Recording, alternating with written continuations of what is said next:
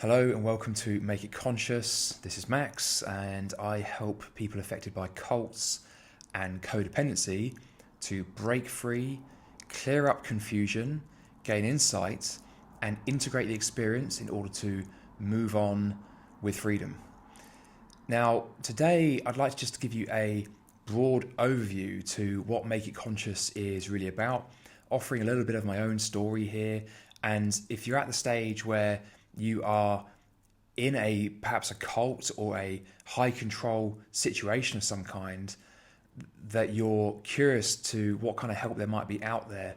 Now, when I was in this position, I had essentially three kinds of people I could have talked to. I could have gone to the person who I'd been speaking to the most in the prior months and years, who also happened to be a perpetrator of the situation. So when we're in these dynamics, often those who are actually closest to us are also in the situation. Either it's a narcissist we've entered the relationship with, or someone who's just employing a lot of manipulative techniques, and that we have opted into that dynamic consciously or not. Probably not. So first of all, we can't really go to them for any help because they actually are interested in keeping us in this situation and keeping us isolated from people who may be able to help. And secondly, there's of course friends and family outside of that immediate control situation. Now, as much as friends and family may be very interested in what's best for us and they may want to help, there's a couple of challenges here. The first is that they actually don't have the experience to really understand what we might be going through. Now, the experience of going through a codependent relationship or a cult dynamic can be so intense and so complex that it's very unusual we'll find anyone in our close circle who can really understand the magnitude of what we're going through. And that all said, they're not actually going to be impartial either. So we can't really necessarily go to them for perspective or a unbiased viewpoint that we can have confidence in as someone who really can understand what's actually going on here and give us kind of a tool or a foothold as a way of getting out of it. And thirdly, there is of course therapy. Now, as much as therapy can provide an invaluable way to process the emotions and come to insight of a certain kind and to a certain extent, it's really about firefighting primarily. And what we really need, because of the very individual nature of the situation we've come from, we need a whole new model often to help us overcome it. We need an exit plan that we've had thought through entirely, considering the multitude of complex factors. And we really need that deep insight into our own mind and why and how it is that we found our way into this situation. So whilst therapy can play a very valuable role, because overcoming and processing the experience is really an essential part of the journey, it's only a piece of the puzzle. We actually need something much more specific, tailored and nuanced to untangle this complex and traumatic circumstance we might have found ourselves in. So what codependency recovery coaching does is it helps us in three primary areas. The first is with the exit. So this is when perhaps you're at the stage where you're still in the dynamic, you're still in the cult or the group or in the relationship, and there's conflict, internal conflict that you are experiencing, little doubts here and there, which possibly by this point have manifested as a full-blown external world clash. And at this point, you're going to be thinking perhaps things like, do I really want to remain in this situation? Is this a time to think about leaving? And so the exit coaching is not about telling you what you should do or making decisions for you. It's really about providing an impartial person to talk to help gain that perspective, to clear up that confusion that might just be preventing you from taking a decision one way or the other. And it's with someone who has actually been through that and understands the kinds of situations that you might be in. So the exit is really about getting clear on what it is you're going to do next, and then crucially building a plan that incorporates the multitude of complex factors here, because clearly there's going to be emotional factors, there's going to be intellectual factors, like what do we actually do now, because this relationship has actually provided you perhaps with a lot that part of you has benefited from and is using to navigate life and to make decisions and in terms of how you see people in the world. So we want to understand those factors and how they might play out. But also there's going to be potentially financial factors that are keeping you in, legal factors perhaps, maybe even other relationships. Very common, there's going to be other people involved as well. And so we need to talk about an actual strategy that you can execute upon that is both safe emotionally and physically, and is also effective. So that's something you can't do with a therapist necessarily. It's actually discuss with someone objective an actual plan for safely exiting the situation. But once you've exited, we might be tempted to think that it all ends there. But of course, it doesn't end there.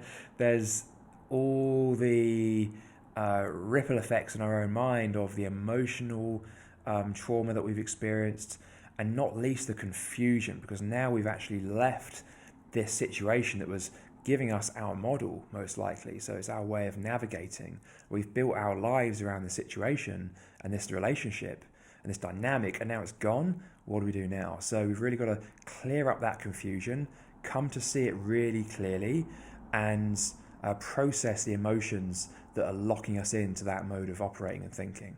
And the third step here is really to establish a new model for our understanding and our way of operating in the world that is conducive to genuine growth, genuine personal growth and spiritual growth. Because the thing is that if we talk about cults, for example, and by the way, a cult doesn't necessarily have to be a religious cult. It can be a work-based cult. It can be a family, any situation where there's authoritarian control and mind control going on. Almost by definition, no cult can actually advance you as a being beyond a certain point, because inherent in their structure is the need to project something inside of you onto usually another person, onto the external world somehow.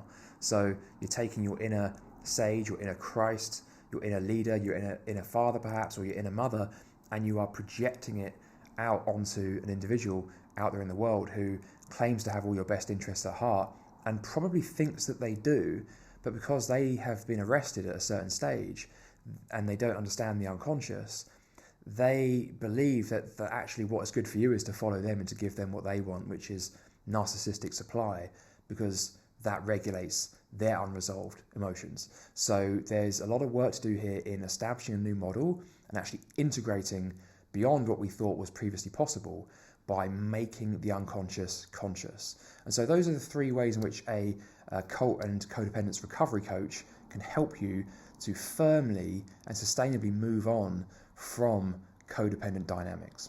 So I thought I'd give you a little bit of background into my story here. I am no stranger to control dynamics, to codependency, or to narcissism. I've found myself in these situations many times.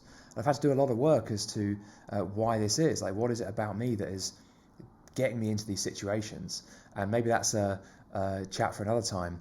But I will just talk about one example of a codependent relationship that I ended up in. It was the most recent that I have been involved in, and it will be the last one that I ever have to get involved in, because it was such a compelling experience from start to finish, the entire 2 years that we actually had a relationship, and then not least subsequently to that as well, the subsequent, well, the exit, the integration, the insight, and then the subsequent growth.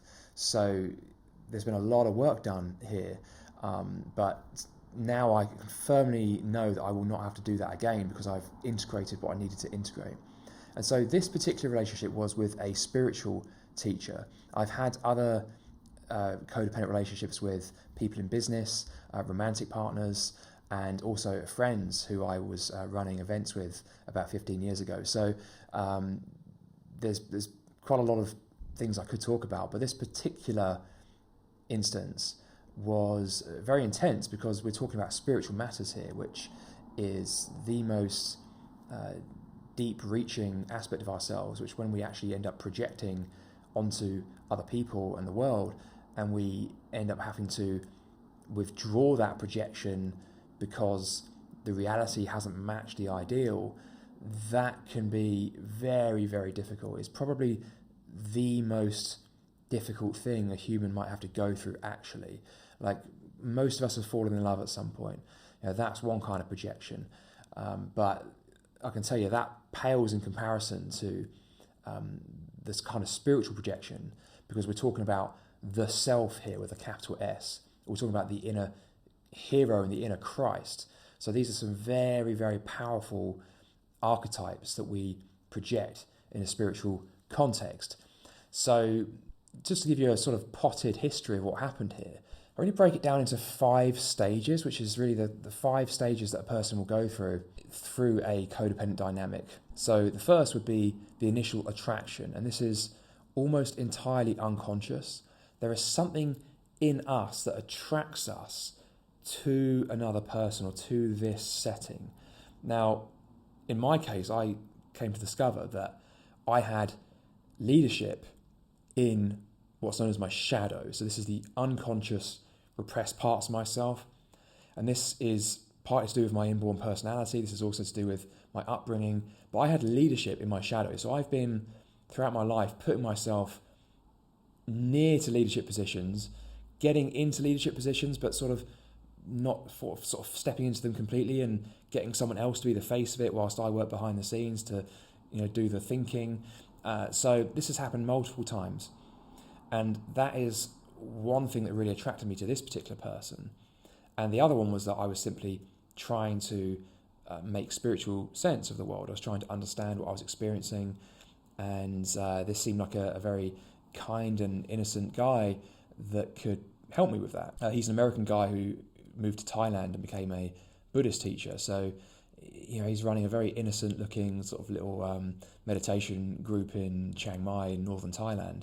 I go along expecting a little meditation class and hang out. So there's that initial attraction, and it's kind of magnetic and it's largely unconscious. And the second phase of, let's call it codependent seduction, is the bliss phase. It's like you've found this new community, this new relationship, and it's just amazing. You're just learning so much. You're having such a wonderful time. Everything's starting to make sense. There's nothing you experience that comes outside of the model. And the moment some difficulty does come up, you go to this person, this teacher or this lover, and you sort of tell them about it, and they know how to make you feel better. It all seems to make sense. Like, everything is just going so smoothly, and you are growing, and it's a genuine kind of growth because you are learning, and it is, at least to some extent, useful. But it becomes quite insidious when it's portrayed as being like the model, the way of doing things, because when you do it, through your own experience that it works, and therefore you know it to be the truth, right? Well, of course, just because we experience something as relieving our pain or giving us pleasure or giving us joy is not the same as saying it's the truth. So, there's 1,000,001 different models that can all lead to that same conclusion, and it doesn't mean that they're all absolute truths, right? So there is this second phase of just complete bliss, like life is made up and everything's wonderful. The third stage is the conflict stage, and now this is usually something very subtle, and it's often that we're not conscious of our own conflict usually. So there'll be little red flags here and there, but we push them away, we repress them, we don't want to think about them because we've already bought into this other model that the person we're with is really the one, or they're the savior, and so on. And our ego loves that because our ego wants a role in the world. So it wants to think that this person is, the savior, and that we are there as their helper, their number two, perhaps. Like in my case, I was the teacher's closest student eventually. And so I was very, very much in there, and I was getting a lot out of being in that position. And now for me, the conflicts here appeared in a number of ways. So essentially I had this teacher who was teaching the path to enlightenment ostensibly, and was playing a very good part of acting like he was enlightened. And I wanted to believe that he was, and so did everyone else, it would seem. So he filled that role, he put on his best mask possible. But there was the occasional moment when you'd see a little something slip. So like I remember I was seeing him in Thailand once, and having left the class we'd just had, I walked down the street a little bit and I turned around to take a look or to say something, and he was holding a face I'd never seen him hold before. He was looking actually kind of miserable, and I turned back and carried on walking. I just thought, I don't want to have seen that. I wish I hadn't seen that, because it didn't fit my model. So there's these little signs like this. And there was another time when someone asked him who his teacher was, and he went red in the face and didn't want to say, because of course in Buddhism, if you don't have a teacher, it's like you're not really part of the lineage as far as a lot of people are concerned. And of course the journey here is about letting go of what people think, but in this case there was clearly something unresolved there, and how he subsequently came to resolve it was to say that he had no teachers, and that this is the sign of a Buddha, someone who has no teachers. So there was this whole story going on about how he is this era's Buddha, and he very unsubtly hinted that he was the second coming of Christ, and so on and so forth. And so as much as I wanted to walk this path, as it were, I started to experience a lot of conflicts. I noticed there was a lot of carrot and stick dynamics going on. I was getting more and more involved. I was helping out. I was spending hours and hours and hours every week moderating classes, starting at twice and then going up to 3 times a week, in addition to running my business and all the other things I was doing at the time. So I'm getting quite involved. There's this game going on of like, can you walk the path, or how spiritual can you appear? And so we all just kind of adopted this spiritual persona and worked our hardest to do what he was doing, essentially, which was to appear as enlightened as possible. And then other things started to happen that contributed to this conflict. So like little acts of deception here and there, gaslighting, being quite controlling, like demanding my time way more than I was prepared to or able to offer at the time, making out that the other things I was doing, like running the business, which I have other people involved in and I'm responsible to them, he would sort of make out that it wasn't very important. He would say sarcastically, "How did you get all that really important stuff done? Like, what could be more important than enlightenment, right?" And so as an example, I went to order a set of Buddhist texts which he was selling, not only for my own practice, but because I needed them for my role that I was supporting him with. And he was selling them for $150. So I innocently just messaged him saying, do I need to pay full price for these, given that I'm moderating? And his response was, yes, that will cover it. I'm thinking, that's not quite what I'm asking here. Anyway, I didn't push back. I ordered the books at full price, received them, and even though he had posted them from Thailand to England, I looked at the front cover of these books, and on the inside cover it says, "These are for the sharing of the teachings, not for resale." And he had obtained these free of charge from a local Thai temple. So he'd obtained some books free of charge, charged me $150 to send them to England, of which he maybe paid $60 to ship them or something. But it's things like that. It's this perpetual sort of justification that because one is the savior, one is the leader, they can do anything they like, and it's never unethical because it's all in service of this really important task, this role they have on earth, right? So these little conflicts start to mount, and there was many things then that sort of came in quick succession as this conflict builded and builded and builded. We then came to the 4th stage, which I refer to as the clash, and this is when your own internal conflict builds and builds and builds, like the part of you that wants to remain involved, that is getting so much from this, the ego that is getting so much joy and pleasure out of this, subscribing to this idea of like who you are and the progress you're making and so on. And then the higher self, which is really seeing things as they are and is noticing all these little acts of deception. And for someone who's kind of claiming to be Jesus, it's like you can't really get away with that stuff. Like you've got to get it right, otherwise you couldn't possibly be who you claim to be. So it's like you either are or you aren't this savior. There's no middle ground. And so the conflict starts to then play out in an external world clash, and this is when essentially there's an overt dispute between you and the other party. And this is really the make or break moment, because what happens here often is that the clash happens, and then rather than move forward to step 5, we actually go back to step 2, the bliss phase. We have this big blowout, We reject them, they reject us, we cool off, and then we have this need, like that need for the approval comes back perhaps. And in our case, our need to be the savior or to support this person gets us back into that situation and they start being very effusive with their ostensible love and so on. So they bring us back and we go back to stage 2, everything's blissful and wonderful, and the whole cycle repeats. So what happens at this stage, the clash? Well, this is our chance to actually break, as opposed to try and repair something that's irreparable, because we're talking about someone who is not interested in really taking responsibility for their mind and moving forward. Of course, they will give the impression that they are, but deep down, it's all you, it's all your fault, right? You're the one who's got the problem, according to them. They are not actually interested in honest, genuine, personal or spiritual development. So it's not our role to try and fix that, as much as in our early days we would probably love to try and fix that. We simply cannot. So that codependent cycle will remain a cycle until this phase we're actually able to break out of it. So in my case, what happened here was a couple of things. So there was a class we did when at the end of it he started crying, and nothing wrong with crying, of course, but it was the fact that he was pretending to be enlightened and had previously said that an enlightened being would not cry. So I questioned him on this, and rather than actually face up to what had happened, he doubled down on the strategies he had been using all along. So he said, you've asked me a question, I'm now going to ask you a question, and spun it back onto me and tried to make out that I was simply not seeing things clearly because it was the body that had cried and his mind was okay. So he was just sort of telling this story to sort of try and maintain this facade.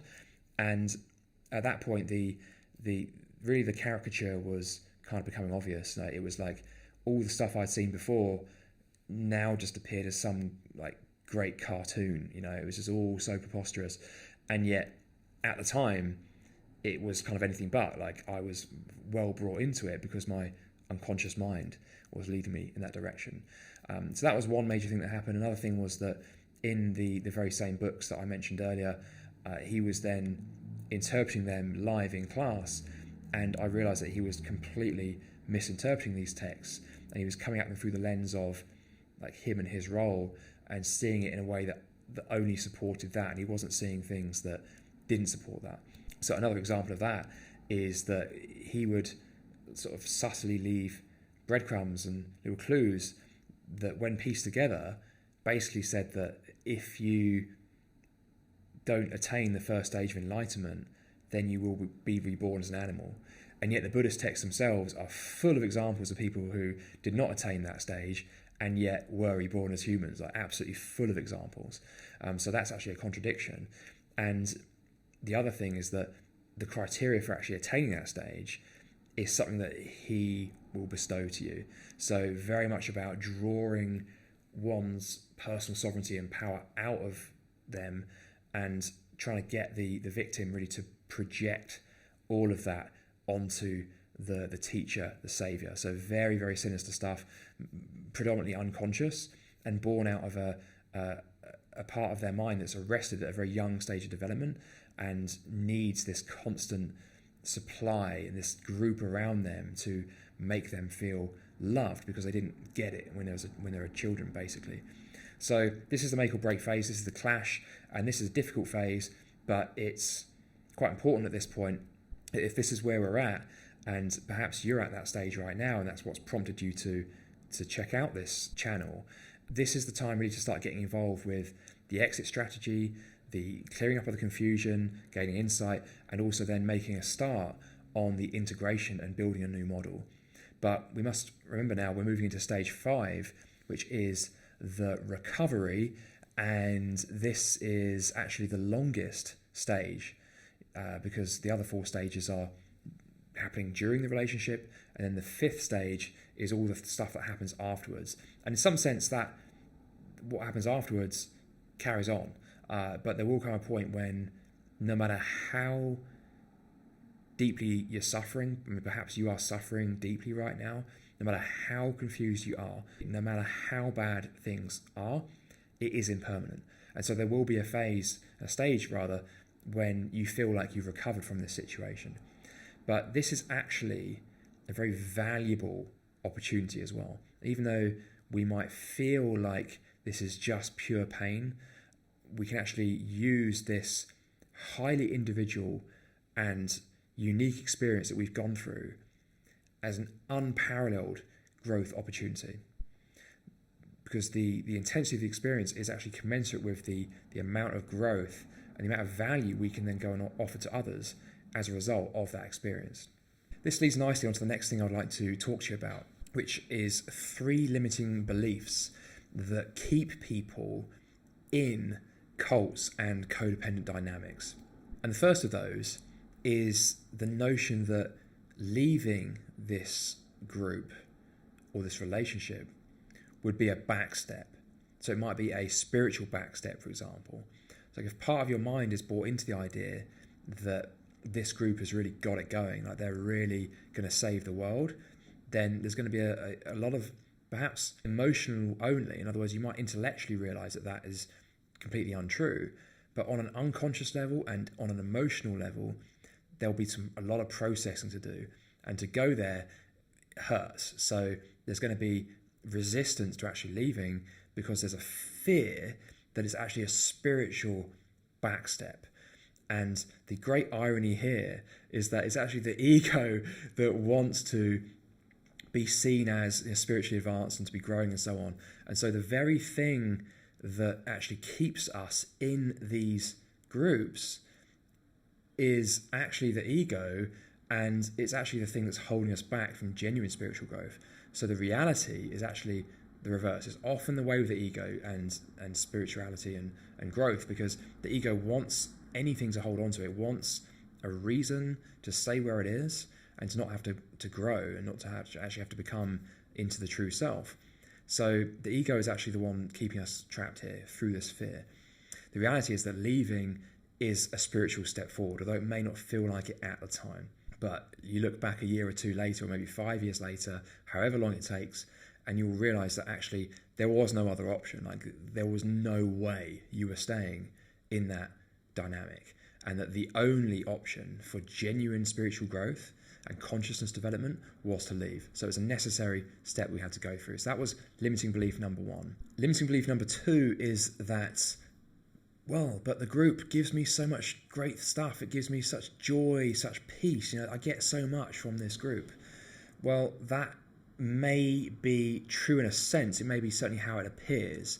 But here's the thing, and here's what we discover when we actually understand the unconscious mind, is that what we think the group is giving us is actually already inside us. The group and the tools and the things we've learned through that dynamic, they're actually just things that exist inside us already. They are merely the reflection of it. And so once we actually let go of the attachment to that group, that relationship, we can go on and we can rediscover those aspects. But this time we can actually bring them into us. We can integrate them, understand they are part of us, and no longer be reliant on the external world to give us those things we experience, the peace, the joy, the meaning, the love, and all that stuff. That's all stuff we can actually pull within. And the third limiting belief that keeps people trapped in cults and codependent dynamics and situations of mind control generally is that only certain people fall for mind control. Only certain people get stuck in these kinds of dynamics. I have to say, the dynamics of codependency are so widely misunderstood that they have actually become quite pervasive at this point. Now, I don't mean that everybody's in a religious cult or in a narcissistic relationship, but a kind of mild codependency does exist at a lot of levels in our culture, because we actually don't understand so well anymore what true love really is. Like, we think that true love is really about like other people making us happy. The truth is that anybody can succumb to these kinds of mind control techniques, and that actually mind control is a very real thing. And it's only the conscious ego that really wants to think that it isn't, that believes that, this is who I am, this is my experience, this is what's going on, I get what's going on here. It doesn't want to believe that there's anything outside of what it knows. And so when we have this unconscious content, these unconscious needs, desires, and so on, that can kind of be hacked, right? That's probably the best word I can actually use to describe what's going on here. It can be hacked, and it can be used to alter your perception and your behavior until you make it conscious. Now, eventually, there's going to be the conflict, there's going to be the clash, and it will put you face to face with it in the world, forcing you to either look at it or push it away for it to only reappear another day. So, our minds have got our back. Ultimately, we will come face to face with this thing. But of course, those that don't understand the unconscious don't necessarily know that. They themselves are just operating from a place of ego and getting their unresolved needs met through other people. So mind control is a very real thing, and part of us is actually complicit in it, but it's a part of us that isn't conscious. So there is actually something in our own mind that is putting us in these situations. And that's actually a really important point here that I want to stress, because what this isn't about is about blaming other people or even blaming ourselves. It's purely about understanding the situation. There are reasons why we are the way we are and why other people are the way they are, and we're not about pointing the finger and saying if only they changed or if only they weren't like that, we'd be okay. In fact, that's not actually true at all, because it's really our own mind that ultimately gets us into these situations and does so as a way to get us to bring out of ourselves something that is hidden. And that's maybe one area in which my content differentiates somewhat from a lot of what you might read about narcissism and codependency on the internet, because a lot of that is about pointing the finger at narcissists and saying how bad and wrong they are, but actually none of that is taking responsibility for one's own mind. It's really important to do that. In fact, it is the number one habit that I would recommend that anybody on this path, anyone walking the path of the sage, needs to practice, is to take responsibility for your mind. It doesn't excuse what other people do. It doesn't pretend there isn't evil behavior going on. But that all said, it's all about saying, what does this tell me about my own mind? So if you are affected by codependent dynamics of some kind and you're experiencing that conflict, or perhaps you're in a clash right now, or maybe you've actually left and you're in recovery, well, feel free to get in touch. You can sign up to one of my programs. You can download some of the free resources here on the website, or feel free to check out any more of my content, such as videos and blog posts and so on. So this has been Max from Make It Conscious. Hope that was useful, and I shall speak with you soon.